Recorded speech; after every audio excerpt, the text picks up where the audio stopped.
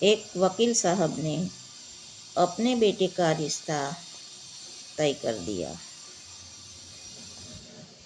अपने बेटे का रिश्ता कुछ तय किया। कुछ दिनों बाद वकील साहब ने होने वाली समधी के घर गए तो देखा कि होने वाली समधन खाना बना रही थी। सभी बच्चे और होने वाली बहू टीवी देख रहे थे। वकील साहब ने चाय पी, कुशल जाना और चले आए। एक माह बाद वकील साहब समधी जी के घर फिर गए।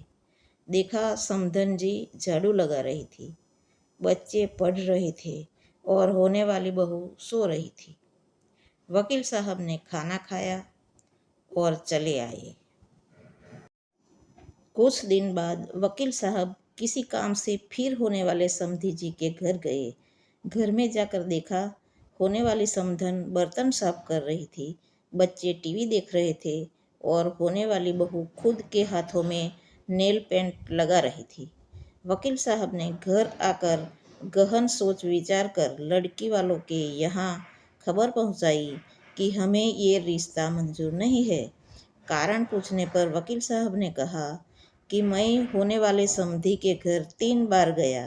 तीनों बार सिर्फ समधन जी ही घर के कामकाज में व्यस्त दिखी। एक भी बार भी मुझे होने वाली बहू घर का कामकाज करते हुए नहीं दिखी। जो बेटी अपने सगी माँ को हर समय काम में व्यस्त पाकर भी उनकी मदद करने का न सोचे, उम्र दराज माँ से कम उम्र की जवान होकर भी स्वयं की माँ का हाथ बढ़ाने का जल्बा न रखे, वो किसी और की माँ और किसी अपरिचित परिवार के बारे में क्या सोचेगी। मुझे अपने बेटे के लिए एक बहू की आवश्यकता है, किसी गुलदस्ते की नहीं जो किसी फ्लावर पॉट में सजाया जाए। इसलिए सभी माता पिता को चाहिए कि वे इन छोटी छोटी बातों पर अवश्य ध्यान देवे। बेटी कितनी भी प्यारी क्यों न हो, उससे घर का काम काज अवश्य कराना चाहिए। समय समय पर डांटना भी चाहिए, जिससे ससुराल में ज़्यादा काम पड़ने या डांट पड़ने पर उसके द्वारा गलत करने की कोशिश ना की जाए। हमारे घर बेटी पैदा होती है, हमारी जिम्मेदारी बेटी से बहू बनाने की है।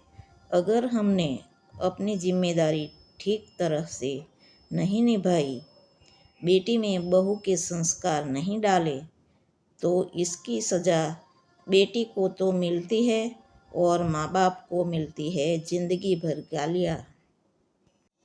हर किसी को सुंदर सुशील बहू चाहिए, लेकिन भाइयों, जब हम अपनी बेटियों में एक अच्छी बहू के संस्कार डालेंगे तभी तो हमें संस्कारिक बहू मिलेगी। ये कड़वा सच शायद कुछ लोग न बर्दाश्त कर पाए, लेकिन पढ़े और समझे। बस इतनी इल्तिजा वृद्धाश्रम में माँ बाप को देखकर सब लोग बेटों को ही कोसते हैं, लेकिन ये कैसे भूल जाते हैं कि उन्हें वहाँ भेजने में किसी की बेटी का भी अहम रोल होता है।